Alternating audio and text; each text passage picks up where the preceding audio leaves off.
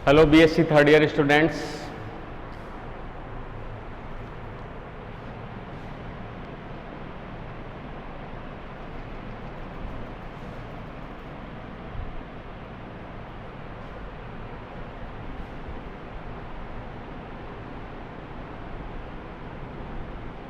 Plant morphology and anatomy.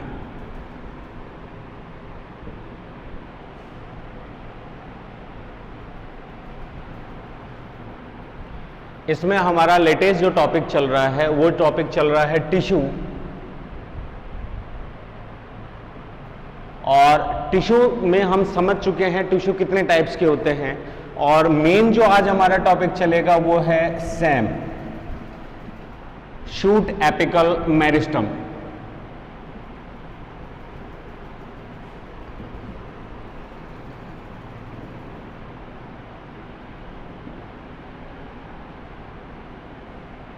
Seeds विभजोतक। तो actually में शूट एपिकल मेरिस्टम को समझने से पहले यहां पे आज डिस्कस कर लेते हैं पहले मेरिस्टेमेटिक टिश्यूज, विभजोत की कोशिकाएं। मेरिस्टम टिश्यूज सिंपल वे में कहें तो ये वो कोशिकाएं हैं जो विभाजनशील होती हैं, या जिन कोशिकाओं के विभाजन से ही नई कोशिकाओं की उत्पत्ति होती है। अर्थात हम सीधे सीधे ये कह सकते हैं कि कोशिका को नया नहीं बनाया जा सकता, कोशिका पहले से उपस्थित कोशिका के विभाजन से ही गुणन करती है। अर्थात कोशिका को नया नहीं बनाकर उपस्थित कोशिका में ही विभाजन द्वारा 2 से 4, 4 से 8 कोशिकाओं के रूप में बनाया जा सकता है, और ये विभाजन कहलाता है अर्धसूत्रीय विभाजन और समसूत्रीय विभाजन। दोनों में काफी अंतर है, दोनों अलग अलग कोशिकाओं में अलग अलग जीवन काल के स्टेजेस के ऊपर कंप्लीट होती हैं। तो वो सेल डिवीजन प्रोसेस एक अलग है, हम केवल यहाँ पे समझ रहे मेरिस्टम। तो एक्चुअली में यहाँ पे जो शब्द आया है मेरिस्टम, वो आया है एक ग्रीक भाषा के वर्ड। ग्रीक भाषा की अगर अपन बात कर रहे हैं तो दैट इज मैरिस्टोज। और मैरिस्टोज के लिए अगर अपन कहें तो मैरिस्टोज का मतलब हो गया टू डिवाइड। ठीक है, ऐसी कोशिकाएं जो जीवन पर्यंत विभाजनशील रहती हैं या विभाजन के लिए सक्रिय होती हैं, उन कोशिकाओं द्वारा नई कोशिकाओं का बनाना दैट इज डिवीजन। और उन्हीं कोशिकाओं को हम बोलते हैं मेरिटोज, विभाज्य, जिसकी वजह से शब्द आया है मेरिस्टम या मेरिस्टेमेटिक कोशिकाएं या टिश्यूज, विभजोतक।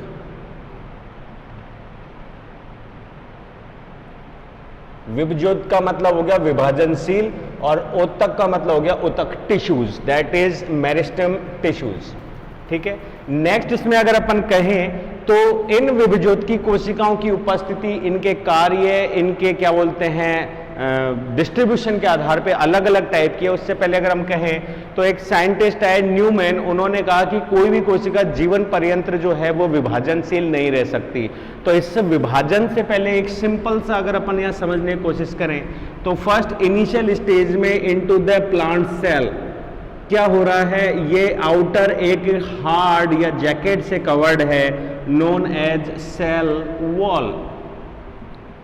ठीक है, मैं एक तरीके से आपको विभजोतक कोशिका की संरचना और उसकी उत्पत्ति को समझाने की कोशिश कर रहे हैं यहाँ पे। तो ऐसे में जब ये कोशिका विभाजित होती है और जो स्पेंडल फाइबर्स हैं वो दोनों ध्रुवों पर क्या कर लेते हैं, गुणसूत्रों को ले जाते हैं।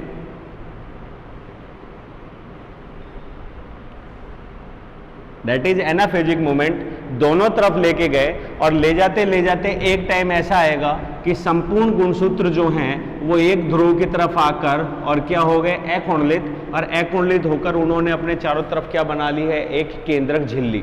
ठीक है, सेम दोनों तरफ, ये दोनों पोल्स हो गए। तो ये एक तरीके से हम कहते हैं संतति केंद्रक। और इन संतति केंद्रक के बनने के बाद जो साइटोप्लाज्म है उसमें क्या बनती है, सेल प्लेट, और वो केंद्र से परिधि की ओर बढ़ती है चारों दिशाओं में, सेंट्रल टू पेरिफेरी। तो ये जो सेल प्लेट बनती है, इस सेल प्लेट की अगर अपन इनिशियल स्टेज की बात करें तो इनिशियल स्टेज के अंदर फर्स्ट इज मिडिल लैमेला। ठीक है, उसके बाद फिर इसमें डिपोजिशन होगा किसका, सेल्यूलोज और हेमीसेल्यूलोज का, दैट इज प्राइमरी लेयर। और प्राइमरी लेयर की हम बात करें तो इसमें क्या है, सेल्यूलोज और हेमीसेल्यूलोज सब्सटेंस। फिर इसमें दोबारा डिपोजिशन हो रहा है अदर सब्सटेंस का, जिसमें फाइनली सेल्यूलोज के साथ में क्या आ जाता है, पैक्टिक सब्सटेंस, सेकेंडरी लेयर, और इसमें आ जाते हैं pectic and cellulose and hemicellulose. Pectic substance, cellulose, hemicellulose जो इसके अंदर इनबिल्ट हो गए, इसको हमने कह दिया S2 लेयर। और S2 लेयर जो है वो एक तरीके से S1, S2 और S3 लेयर्स में विभाजित हो जाती है। तो ये सारी चीज सेल प्लेट की मैं यहां इसलिए आपको कंसीडर कर रहा हूं कि जब मिडिल लेमिला होती है तो दैट एक तरीके से कोई लिमिटिंग मेम्ब्रेन नहीं है वो, ठीक है, कोई परिधि नहीं है। जैसे एक एग्जांपल से हम बात करें तो मेरे दोनों हाथों को अगर मैं जोड़ता हूं तो आपको यहां पे एडजॉइनिंग जो प्लेस है दोनों की समीपस्थ, वहां एक डार्क लाइन आपको दिखाई दे रही है। और एक्चुअली में जब मैं इन दोनों हाथों को सेपरेट करता हूं तो वहां कोई लाइन नहीं है, दैट इज मिडिल लेमिला। कहने का मतलब है कि ये दो समीपस्थ कोशिकाओं के मिलान क्षेत्र है जो हमें यहाँ पे मिडिल लेमिला के रूप में दिख रहा है। इसकी प्रारंभिक अवस्था सेल प्लेट कहलाती है, जो कि डेड एंड डिके जो मटेरियल था फास्फोलिपिड्स के, जिनको हम बोलते हैं फ्रेगमोप्लास्ट, उसके अलावा मैग्नीशियम, कैल्शियम, पैक्टेट सब्सटेंस जो हैं वो यहाँ पे डिपॉजिट होकर क्या बना रहे थे, एक प्लेट बना रहे थे। तो ये तो इनिशियल स्टेज है। उसके बाद में पहली बार अगर अपन सेल वॉल की बात करते हैं तो पहली बार प्राथमिक कोशिका भित्ति बनी, फिर द्वितीय कोशिका भित्ति बनी, और कुछ प्लांट सेल्स वॉल में टर्सरी और टेट्रा भी बनती है। ठीक है, जैसे कि खजूर, फिनिक्स में टर्सरी भी बहुत ज्यादा डेवलप होती है। तो ऐसे कंडीशन के अंदर यहाँ कहने का मतलब यह है कि जो मिडिल लेमिला है उसका तो कोई मतलब है ही नहीं, वो तो केवल दोनों की एक एडजॉइनिंग प्लेट के रूप में है जो यहाँ दिख रही है और अब नहीं है, दोनों सेल्स को सेपरेट करने के बाद। तो ये दोनों को जोड़ने का काम करती है। ओरिजिनल सेल वॉल क्या है, प्राइमरी सेल वॉल, और मेड अप ऑफ किसकी है, सेल्यूलोज।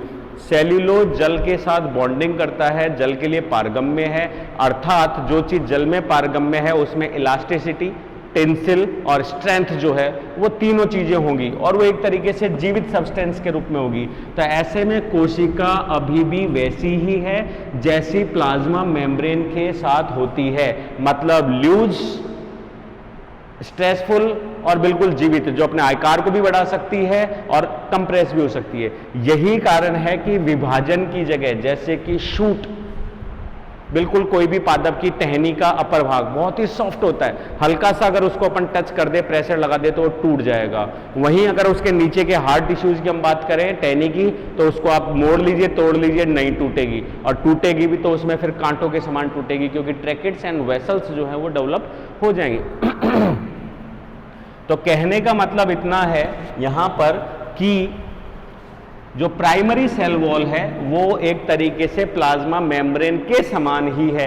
ऐसे में ये कोशिकाएं जो हैं वो आयतन में वृद्धि कर सकती है और कंप्रेस हो सकती हैं, अर्थात उन कोशिकाओं में जिसमें अभी तक विकास के क्रम में डिफरेंशिएशन नहीं हुआ, विभेदीकरण नहीं हुआ है, और वो अभी तक परमानेंट टिश्यूज में कन्वर्ट नहीं हुए हैं, like parenchyma, collenchyma and sclerenchyma, अर्थात दृढ़ोतक, स्थूल कोण ऊतक, और क्या बोलते हैं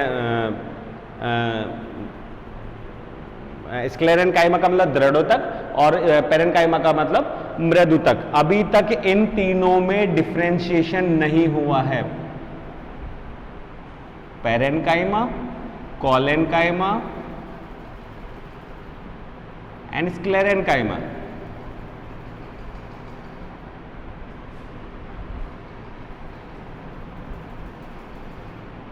मृदु तक, स्थूल कोण ऊतक, दृढ़ ऊतक, ठीक है, इन सभी में डिफरेंशिएशन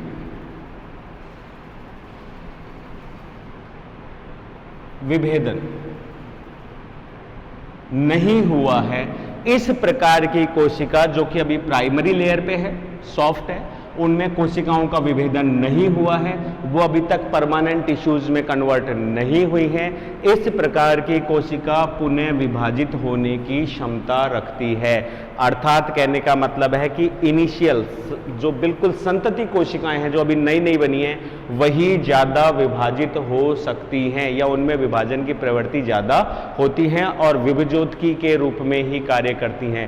एक बार टिश्यू डिफरेंशिएशन होने या परमानेंट टिश्यू बनने के बाद पुनः विभाजन क्षमता को प्राप्त करना बहुत दुर्लभ काम है, जिसमें पैरेन्काइमा सेल्स फिर भी हो जाए, कोलेनकाइमा तो बिल्कुल नहीं, और दृढ़ ऊतक तो ज्यादातर मृत्यु हो जाते हैं, तो उनमें तो विभाजन की क्षमता होना संभव है ही नहीं। तो यहाँ ये सारी चीजें केवल मेरिस्टम के लिए है।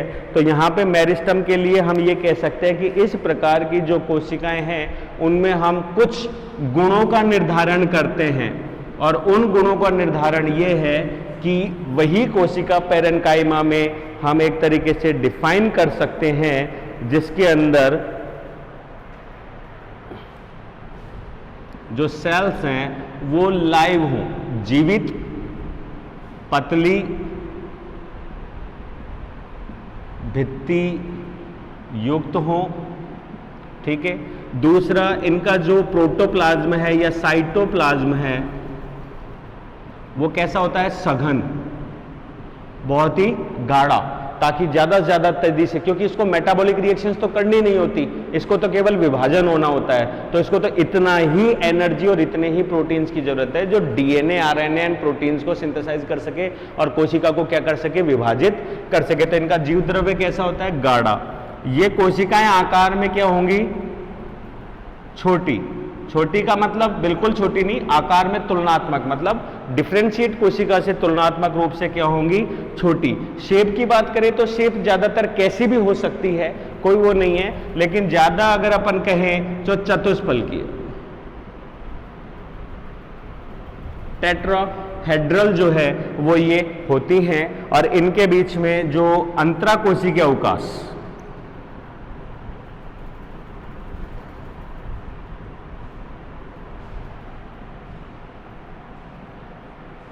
इनके बीच में अंतराकोशिकीय जो अवकाश हैं वो नहीं होते, अनुपस्थित, इनको जरूरत नहीं है अंतराकोशिकीय अवकाश की, ठीक है। उसके अलावा इन कोशिकाओं में कोशिका भित्ति जो है वो बहुत ही पतली है, प्राइमरी सॉफ्ट है, अर्थात इनमें प्लाज्मोडेस्मेटा भी नहीं बनते, मतलब जो जीव द्रव्य जो बनते हैं दोनों कोशिकाओं के बीच में, सेतु, एक कोशिका दूसरी कोशिका के बीच में जो पाइपलाइन डिजेंशन बनते हैं, मतलब एक तरीके से एडजॉइनिंग सेल्स के बीच में सेतु बनता है मॉलिक्यूल्स को या लिक्विड्स के आदान प्रदान के लिए, नॉन एज प्लाज्मोडेस्मेटा। यही चीज पादप कोशिकाओं, सॉरी जंतु कोशिकाओं में कहलाती है गैप जंक्शंस। तो इस प्रकार के प्लाज्मोडेस्मेटाज अभी इनमें डेवलप नहीं होते। उसके अलावा हम ये कह सकते हैं कि ये कोशिकाएं जो हैं उनमें सेकेंडरी स्टोरेज मटेरियल जो है, सेकेंडरी मेटाबोलाइट्स,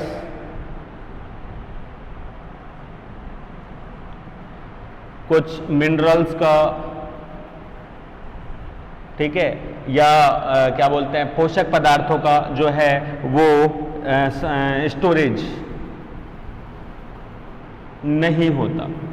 ये स्टोरेज से संबंधित नहीं है, इनका आकार ज्यादा बड़ा नहीं है, इनमें वैक्यूल जो है वो बहुत या तो बहुत छोटी होंगी या नहीं होंगी, बाद में धीरे धीरे डेवलप होती हैं। तो ये इनकी विशेषता है विभुज्योतकी कोशिकाओं की, ठीक है।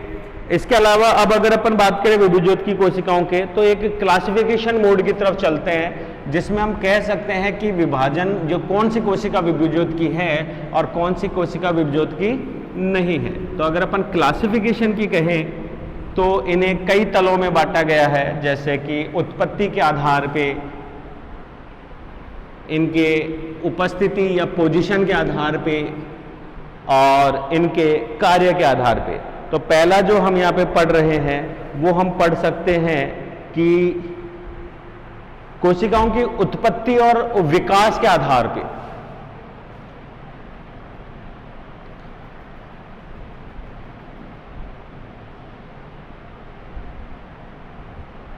ठीक है। क्लासिफिकेशन की बात करें तो उत्पत्ति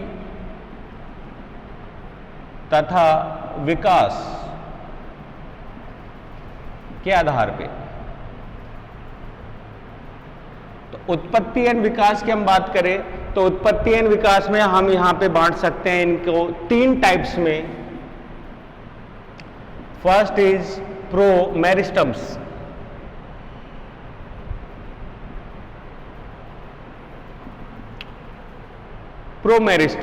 प्रोमेरिस्टम को हम कह सकते हैं प्राक विभजोतक। प्राक का मतलब हो गया सबसे पहले बनने वाला, ठीक है। सेकेंड टाइप की अगर हम बात करें तो हम यहां पे ले सकते हैं प्राइमरी मेरिस्टम, जिसे हम प्रोकैम्बियम के नाम से भी जानते हैं। थर्ड टाइप की अगर हम बात करें इसमें तो हम ले सकते हैं सेकेंडरी मेरिस्टम।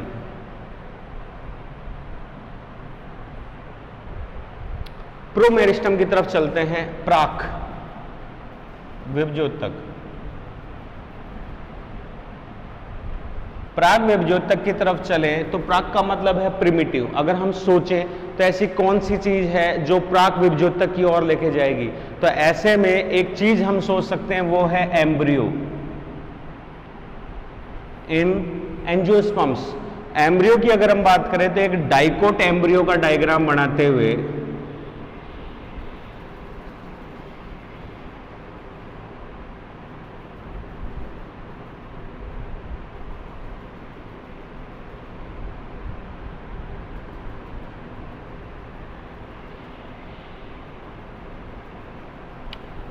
ये एक कॉटलेडन जो सीड है उसके अंदर एम्ब्रियो का डायग्राम दिखाते हुए है, जिसमें अगर हम समझें तो यह नाम दे सकते हैं दीज आर कॉटिलिडन्स, ठीक है। यहां अगर अपन कहें तो दैट इज प्यूम्यूल।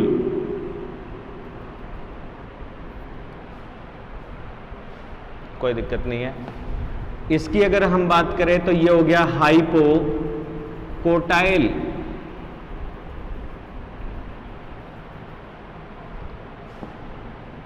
यहां अगर अपन कहें तो ये हो गया रेडिक्यूल, ये हो गया सस्पेंसर।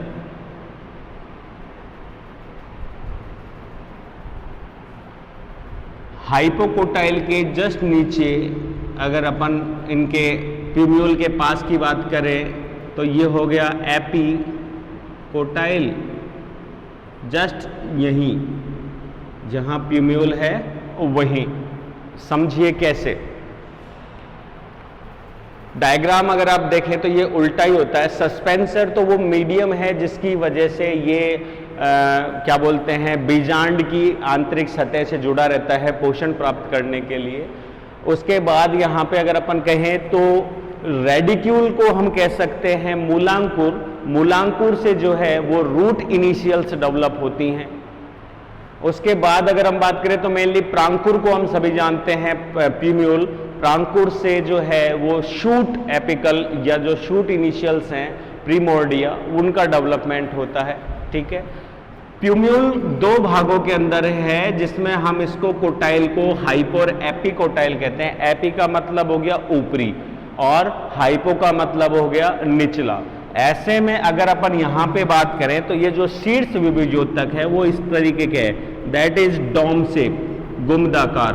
और ये हो गई उसकी लीफ प्रीमोर्डियाज, जिनमें ये पूरी तरीके से क्या रहता है, आवृत होता है। हमें स्पष्ट रूप से कभी भी एपिकल जो है वो दिखाई नहीं देगा, वो लीफ प्रीमोर्डिया से क्या रहता है, घिरा रहता है। तो यहाँ पे 2 चीजें हैं, अगर आप ढंग से देख पा रहे हैं डायग्राम में तो दैट इज प्यूम्यूल इनिशियल, और जस्ट उसके नीचे जो है एपिकोटाइल के साथ में क्या जुड़ा हुआ है, उसकी प्राइमिक या प्राथमिक जो वो है पत्ती, प्राइमरी पत्ती के क्या जुड़े हुए हैं, प्रीमोर्डिया, दैट इज लीफ प्रीमोर्डिया।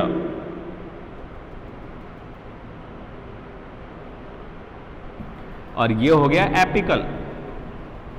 तो ऐसे में इस चीज को यहां, और ये इसके आगे हो गए दोनों एपिकोटिलिडन्स, जो कि एक तरीके से डेवलप होते हुए भ्रूण को, जब ये जर्मिनेट होगा सीड, तब डेवलप होते हुए प्यूम्यूल एंड रेडिकुल को क्या करते हैं, पोषण और एनर्जी जो है प्रोवाइड करवाते हैं पहली पत्ती खिलने तक। तो ये एक सिंपल से स्ट्रक्चर है। तो यहाँ एम्ब्रियो इसलिए समझाया है कि यहाँ पे प्रोमेरिस्टम की अगर अपन बात करें तो सीड के अंदर जो एम्ब्रियो है उसमें उपस्थित हर प्रकार की सेल जो है वो मेरिस्टम की तरह व्यवहार करती है, और प्रत्येक कोशिका जो है वो विभाजित होकर कोई न कोई एक विशेष अंग बनाती है, और वही अंग जो है या कोशिकाएं जो हैं वो डिफ्रेंशिएट होकर विकास और विभेदन करके फिर डेवलप होती हैं। किसमें? रेडिक्यूल से डेवलप होगी रूट, प्यूम्यूल से डेवलप होगा शूट, और एपिकोटाइल से स्टार्ट होंगी उसकी एक तरीके से लीफ प्रिमोर्डियाज। तो यहां हम कह सकते हैं कि यह संपूर्ण संरचना एक मेरिस्टम की तरह कार्य करती है, जो कि प्रोमेरिस्टम कहलाती है, क्योंकि मेरिस्टम से पहले सीड में इसी अवस्था में ये क्या रहते हैं, सस्पेंडेड फॉर्म में या डोरमेंट फॉर्म में रहते हैं, ताकि जो ही परिस्थितियां अनुकूल हो जाएं ये विभेदित होकर क्या कर ले, नए प्लांट को विकसित करने की क्षमता रखें।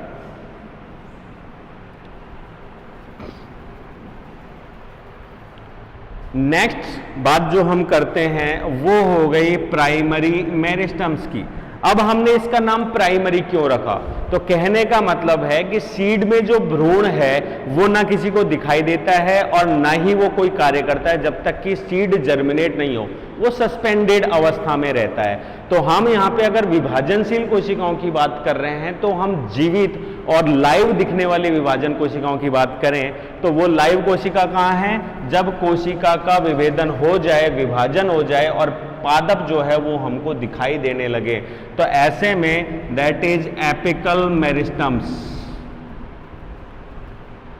ठीक है, जो कि लीफ प्रिमोर्डिया में कवर्ड है। बिल्कुल किसी पत्ती का या किसी जड़ की शीर्ष भाग की हम बात कर रहे हैं, और उस शीर्ष भाग की जो कोशिकाएं होती हैं, जो सबसे पहले अगर हम बात करें तो ट्यूनिका कार्पस जो सबसे ज़्यादा सिद्धांत फेमस है हिस्टोजन के बाद में, तो ट्यूनिका कार्पस की बात करें तो सबसे ऊपरी परत जिसको हम ट्यूनिका कहते हैं, एंड उसके नीचे का जो भाग है लेटरल और इंटरकैलरी की, दैट इज कार्पस, ठीक है। तो ये जो ट्यूनिका और कार्पस सिद्धांत है जिसकी वजह से समस्त ऑर्गन्स डेवलप होते हैं, तो यहाँ इन विभिजोत या विभेदनशील से पहले की कोशिकाएं कहलाती हैं प्राइमरी मेरिस्टम्स। और इनकी अगर अपन उपस्थिति की बात करें तो ये हमें मिल जाएंगे शूट के टिप पे, ये हमें मिल जाएंगे रूट के टिप पे, ये हमें मिल जाएंगे पत्ती की प्रीमोर्डियाज पे। उसके अतिरिक्त ये हमें मिल सकते हैं जो एडवेंटिटियस की अगर अपन बात करें तो कलिकाएं, तो जैसे कि बड, जैसे कि रूट्स, जो पत्र कलिकाएं हैं वो भी इन्हीं का कार्य करती हैं। उसके अतिरिक्त अगर एग्जाम्पल दें तो हम यहाँ पे दे सकते हैं जैसे शुगर केन, पुदीना, आलू के अंदर जो बर्ड्स हैं वो कलिकाएं भी जो हैं वो एक तरीके से प्राइमरी मेरिस्टम का ही काम करती हैं, परंतु वो अपने आप को क्या करती हैं, सस्पेंडेड फॉर्म में रखती हैं। तीसरा हम यहाँ पे जो बात कर रहे हैं वो है सेकेंडरी की। तो सेकेंडरी में अगर अपन कहें तो जो मोनोकॉट्स हैं वो उनकी उत्पत्ति जो है भ्रूण के बाद में प्राइमरी मेरिस्टम से ही हो जाती है। संपूर्ण ऑर्गन जो है उनका विभेदन भी किससे हो जाता है, प्राइमरी से ही हो जाता है, कॉर्पस और ट्यूनिका टाइप में, परंतु उनमें जो है जीवन काल छोटा है 1 वर्ष, ठीक है। तो ऐसे में उनको सेकेंडरी ग्रोथ की जरूरत नहीं पड़ती, उनकी एक ही टाइप की कोशिका से संपूर्ण चीज हो जाती है। परंतु उनमें भी अगर अपन सेकेंडरी ग्रोथ के अलावा बात करें जैसे कि डेवलपमेंट, ठीक है, जैसे कि कोई चोट लग जाए तो उसकी वजह से वॉन्डिंग जो हो जाती है उसकी हीलिंग का मतलब चोट या क्षतिग्रस्त भाग को सही करना, ठीक है। उसके अलावा पादप के उगने के साथ में पत्ती और ब्रांचेज का डेवलप करना, पुष्पों का डेवलप करना, और उसके अतिरिक्त जो है वो लीव्स का डेवलप करना, ठीक है। तो ये सारी की सारी चीजें भी हमारी किस में आएंगी, डेवलपमेंट में। तो उस प्रकार के डेवलपमेंट को, और अगर डाइकॉट की बात कर रहे हो तो सेकेंडरी ग्रोथ को डेवलप करने के लिए हमें वापस कोशिकाओं की जरूरत होती है जो विभेदनशील रहे। लेकिन जस्ट हमने अभी अभी पढ़ा कि कोशिकाएं डिफ्रेंशिएट होने के बाद, विभेदन को प्राप्त होने के बाद विभाजन करने में सक्षम नहीं होती हैं, और स्क्लेरेन्काइमा बनने के बाद तो बिल्कुल नहीं, पेरेन्काइमा में तो फिर भी। तो ऐसे में संपूर्ण लीफ, स्टेम और रूट, इनके अंदर कुछ विशिष्ट पेरेन्काइमेटस सेल्स होती हैं जो विभेदन नहीं करती और हमेशा मेरिस्टम के रूप में ही जीवन पर्यंत क्या रहती हैं, सस्पेंडेड फॉर्म में रहती हैं। और इन सस्पेंडेड फॉर्म्स की हम बात करें तो उन्हीं को ही हम सेकेंडरी मेरिस्टम्स कहते हैं। जैसे कि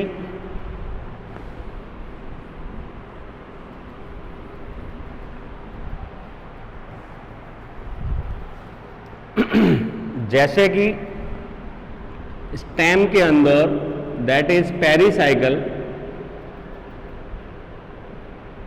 एंडोडर्म, कॉर्टेक्स और एपिडर्मिस की, चलो एपिडर्मिस और कॉर्टेक्स भी बना लेते हैं। ये हो गया एपिडर्मिस, ये हो गया कॉर्टिकल जोन, ठीक है। ये एंडोडर्मिस, तो एंडोडर्मिस हम शो नहीं कर रहे, ये हो गया पेरिसाइकल, और पेरिसाइकल के अंदर ये हो गए उसके वैस्कुलर टिश्यूज। वैस्कुलर टिश्यूज की हम बात करें तो जो मोनोकॉर्ड्स है वो होते हैं एक तरीके से कॉन्जॉइंट, दोनों एक दूसरे से जुड़े हुए, जाइलम एंड फ्लोएम। लेकिन डाइकॉर्ड्स की हम बात करें तो वो होते हैं ओपन, जिसको हम बोलते हैं वर्धी। और ये ओपन क्यों होते हैं, क्योंकि फ्लोएम और जाइलम के बीच में एक कुछ कोशिकीय मोटी जो है वो कैम्बियम की परतें होती हैं, एधा। और ये कैम्बियम की जो परतें होती हैं ये अपने आप में पेरेन्काइमेटस टाइप सेल्स होती हैं, जिनका और मेटाबॉलिक रिएक्शंस में रोल नहीं होता, ये केवल आवश्यकता पड़ने पर विभेदनशील होती हैं। तो यहाँ पे अगर अपन कहें तो ये कैम्बियम विभाजन की अवस्था में क्या कहलाती है, डेट इज फेसिक्यूलर सेल्स या कैम्बियम। और यही लगातार जो इसके बीच में मेडुलरी रेंज हैं, तो ये आपस में क्या हो जाती है, कंटिन्यूअस, और एक पूरी रिंग डेवलप करती है जिसे हम वैस्कुलर रिंग कहते हैं। और इसे हम बोलते हैं इंटर फेसिक्यूलर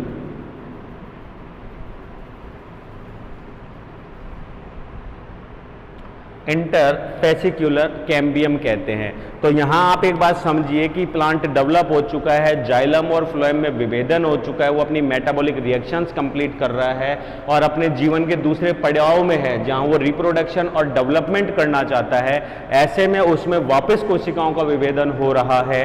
तो इस प्रकार की कोशिका जिसको हम यहाँ कैम्बियम कह रहे हैं, तो ये फेसिकुलर कैम्बियम जो है वो एक्चुअली में हम नाम देते हैं वैस्कुलर कैम्बियम।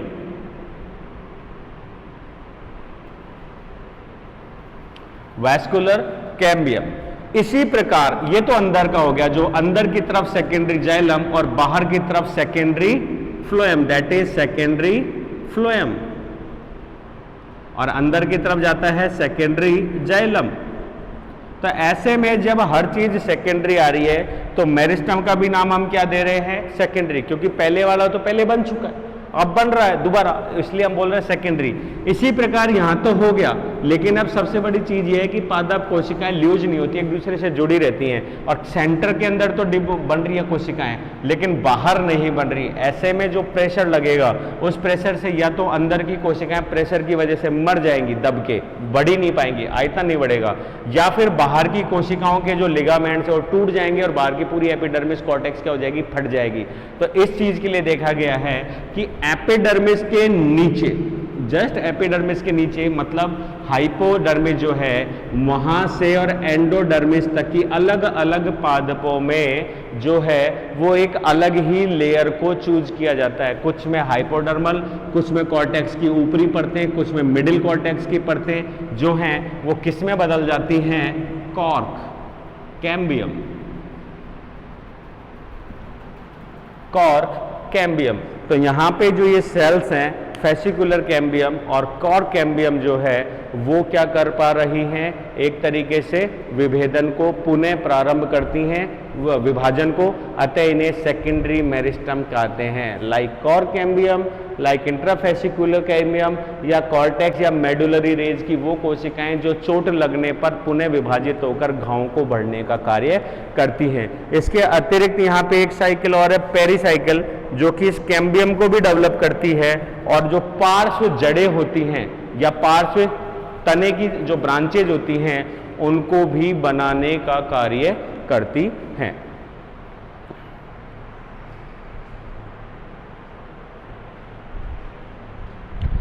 सेकेंड पॉइंट हम यह ले सकते हैं बेस्ड ऑन फंक्शन, और फंक्शन की हम बात करें तो यहां पे ये तो हमने ले लिया उत्पत्ति के आधार पे, अब हम काम में ले रहे हैं कार्य के आधार पे।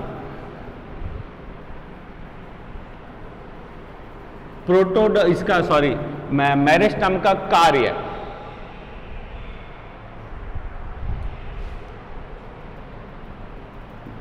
On the basis of function, कार्य मेरिस्टम कोशिकाओं के कार्य के आधार पे अगर हम बात करें तो ये हमारे पास में है, एक तरीके से इनकी भी तीन ही वेरिएंट्स हैं हमारे पास में। प्रोटोडर्म, जिसे हम एक तरीके से प्रोटोडर्म को हिंदी में कह सकते हैं अधित्व, थोड़ा हिंदी अजीब है पर हिंदी यही है। सेकेंड टाइप की अगर अपन बात करें तो टाइप सेकेंड में हम इसको लिख सकते हैं प्रोकैम्बियम। प्रो का मतलब पूर्व और कैम्बियम का मतलब एधा। टाइप थर्ड की अगर अपन बात करें तो यहां पे आ जाता है ग्राउंड मेरिस्टम। ये तीन वेरिएंट्स के अंदर जो है वो हम इनको डिवाइड कर रहे हैं। प्रोटोडर्म की अगर अपन बात करें तो नाम से ही स्पष्ट है कि ये विभिजोत की जो क्षेत्र है उसका सबसे बाह्यतम परत या त्वचीय परत है जो विभिजोत की क्षेत्र को बनाने का कार्य करता है। और इस प्रकार के क्षेत्र में अगर हम विभाजन की बात करें तो सदैव पेरी एंटी क्लीनर विभाजन जो है होता है, और इस विभाजन के फलस्वरूप सदैव परतें बनती हैं ऊपर और नीचे की ओर। ठीक है। कार्य की अगर अपन बात करें तो यह क्षेत्र जो है ये कई कोशिकीय परतों से बना होता है। इसकी कोशिकाएं जो हैं तुलनात्मक रूप से मोटी होती हैं। कोशिका भित्ति जो है वो पतली होती है, जीव द्रव्य सघन रिक्तिका नहीं होती, मेटाबॉलिक रिएक्शन जो है वो कम है, और वही सारी क्या बोलते हैं विभिजोत की कोशिकाओं के समान, और ये बाह्य क्षेत्र और विभाजनशील क्षेत्र के रूप में कार्य करता है। प्रोकैम्बियम की अगर हम कहें तो प्रोकैम्बियम के लिए कह सकते हैं कि इसे हम वही प्राक एधा, प्रो का मतलब पूर्व और कैम्बियम का मतलब एधा,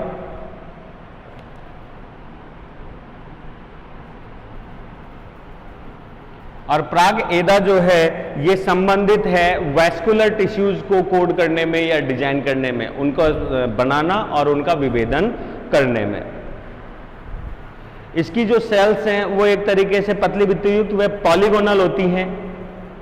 ये कोशिकाएं जो हैं वो प्रिमिटिव टाइप की होती हैं और मतलब प्राइमरी टाइप की, जो प्राइमरी कैम्बियम हमने पढ़ा था उस प्रकार की होती है, और इनका कार्य जो है वो विभाजनशील बने रहना होता है। ग्राउंड मेरिस्टम की अगर अपन बात करें तो ग्राउंड मेरिस्टम जो है ये भी विभाजनशील है, लेकिन कार्य की दृष्टि से ये उन सभी बेसिक सेल्स को बनाता है जो ग्राउंड सब्सटेंस के लिए होती हैं, जैसे कि cortex, hypodermis, endodermis and pith, medullary rays, pericycles. ये सारी की सारी चीजें जो हैं वो ग्राउंड टिश्यूज या इन सेल्स के द्वारा ही कोड की जाती हैं या विभाजित की जाती हैं। नेक्स्ट हम यहां पे ले सकते हैं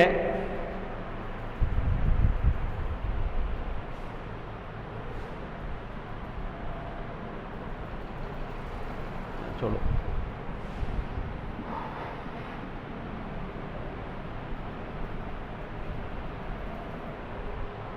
नेक्स्ट हम ले लेते हैं स्थिति के आधार पर, on the basis of position.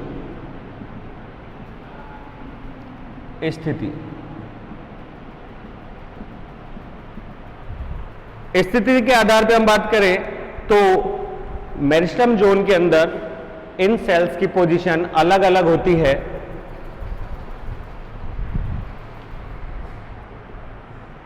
इनके अनेक वेरिएंट्स में से टाइप फर्स्ट, इसे भी पुनः 3 ही भागों में बांटा गया है और हम इसे कह सकते हैं एपिकल, इनिशियल।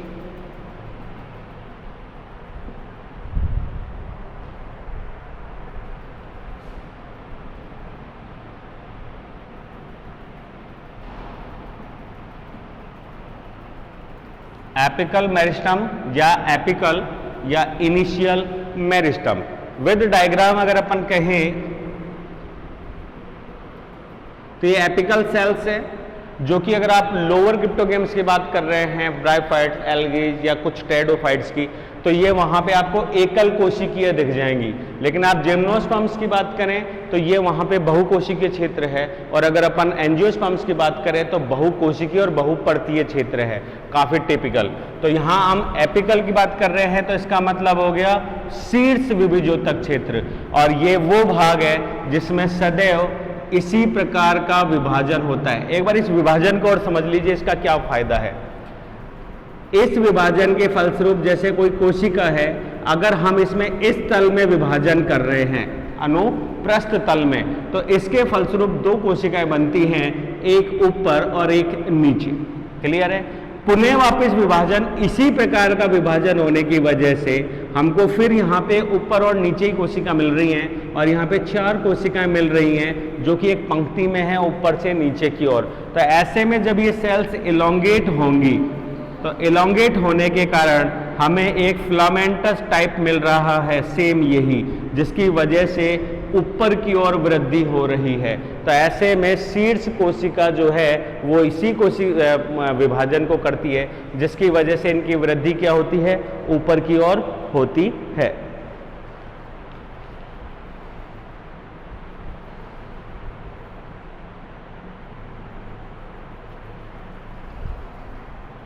सेकेंड विभाजन को समझा देता हूं।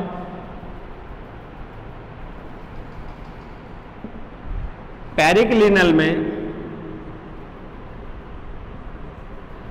कोशिका में इस विभाजन के होने से, इस तल में विभाजन के होने से, अनुदैर्ध्य विभाजन के होने से कोशिका रेडियल दिशा में बढ़ती है। इसकी वजह से बढ़ेगी एक्सियल डायरेक्शन में, इससे रेडियल में। रेडियल का आधार का मतलब हो गया तने, पत्ती या जड़ की चौड़ाई का बढ़ना, उसके व्यास का बड़ा होना। इसी प्रकार फिर अगर एक और विभाजन करें तो हमें कोशिकाएं जो हैं वो इस रूप में मिलती हैं। ठीक है? तो ऐसे में दोनों चीजों का प्रभाव है, ये हमेशा रेडियल दिशा में और ये हमेशा एक्सियल दिशा में, एंटी एंड पेरिक्लिनल। तो यहां पे मैं अगर आपसे कहूं तो शीर्ष विभिजोत की जो कोशिकाएं हैं वो हमेशा एकल या द्विपर्तीय होती हैं, इससे ज्यादा नहीं होती, और इन कोशिकाओं में सदैव यही विभाजन होता है, जिसकी वजह से परतों के रूप में ऊपर की ओर प्रस्थान करती हैं।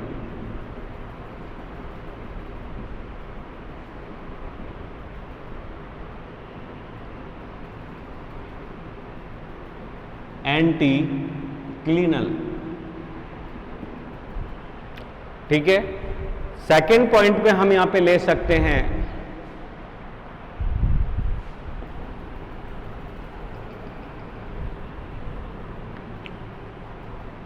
ये क्षेत्र सदैव विभाजनशील है, इसी की वजह से दूसरे क्षेत्र भी डिकोड होते हैं, और पर्टिकुलर अगर अपन कहें कि इसकी वजह से क्या बन रहा है तो हम केवल ये कह सकते हैं कि ये सदैव विभाजनशील सेल है, इसकी वजह से दूसरी विभिजोत की कोशिकाओं का विभाजन होता है। इसके कारण हम केवल ये कह सकते हैं कि ये लेटरल सेल्स और इंटरकैलरी सेल्स जो हैं उनको बनाते हैं। टाइप सेकेंड टाइप सेकंड हम यहां पे ले सकते हैं inter calorie meristem. Inter calorie के लिए हम कह सकते हैं अंतर्वेशी, अंतर्वेशीय विभजोतक।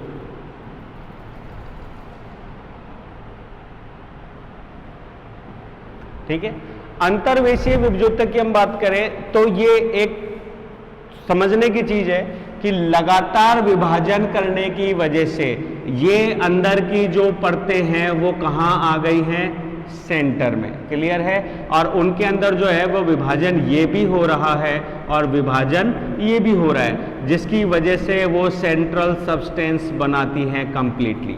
यहाँ पे केवल इतना सा समझने की बात है। तो हमने इनको इंटरस्टिशियल क्यों कहा, इसलिए कहा कि एपिकल सेल के डिवाइड होने से कुछ कोशिकाएं बीच में और कुछ कोशिकाएं बनती हैं पार्श्व में, और पार्श्व की जो कोशिकाएं हैं उन कोशिकाओं के डेवलपमेंट और बड़े होने के कारण वो कोशिकाएं कैसी हो जाती हैं, विभेदित हो जाती हैं, और उनके विभेदन के फलस्वरूप ये जो विभाजनशील कोशिकाएं हैं या जो मेरिस्टम कोशिकाएं हैं ये सेंट्रल पार्ट में इकट्ठी हो जाती हैं, जो हमें बाहर से दिखाई नहीं देती। यही कारण है कि ये क्षेत्र है तो विभजोतक, परंतु किसमें आ गया, सेंट्रल पार्ट में, इसलिए हम इसे अंतर्वेशीय कहते हैं।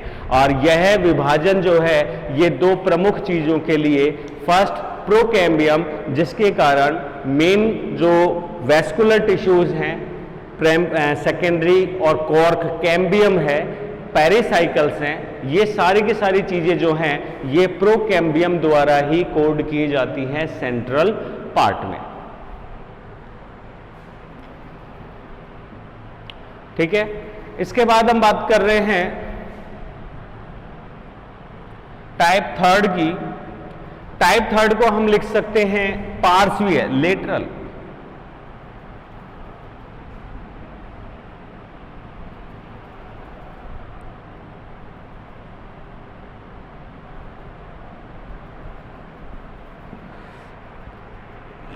थर्ड को हम कह सकते हैं पार्श्वीय, लेटरल। लेटरल के लिए हम कहें तो वही चीज जो एपिकल मेरिस्टम के विभाजन से दो प्रकार की सेल्स बनी, नीचे और साइड में। तो ये जो बाद की सेल्स हैं जो बाकी के ऑर्गन्स में एक्चुअली में विभाजन करके विभेदन को प्रेरित कर रही हैं, दीज आर लेटरल।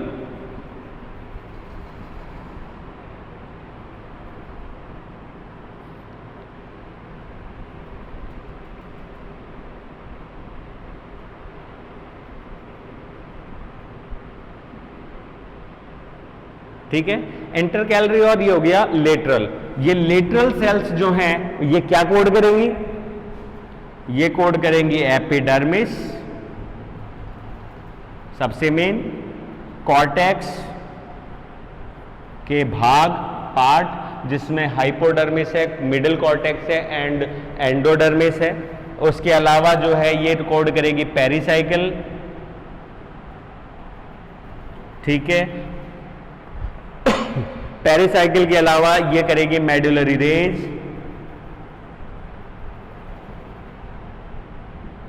एंड पिथ। ये सारी की सारी चीजें जो हैं वो इनके द्वारा कोड की जाती हैं। तो यहां पे ये उपस्थिति, इनकी उपस्थिति हो गई, दैट इज टर्मिनल, सब टर्मिनल, ये हो गया इंटर कैलरी आंतरिक रूप से, और ये हो गए चारों तरफ से घेरते हुए पार्श्वीय। लेकिन ये सारी सेल्स जो है मेरिस्मेटिक, ये हम केवल टिप पार्ट पे ही बता रहे हैं, उसके अतिरिक्त नहीं बता रहे हैं। ठीक है,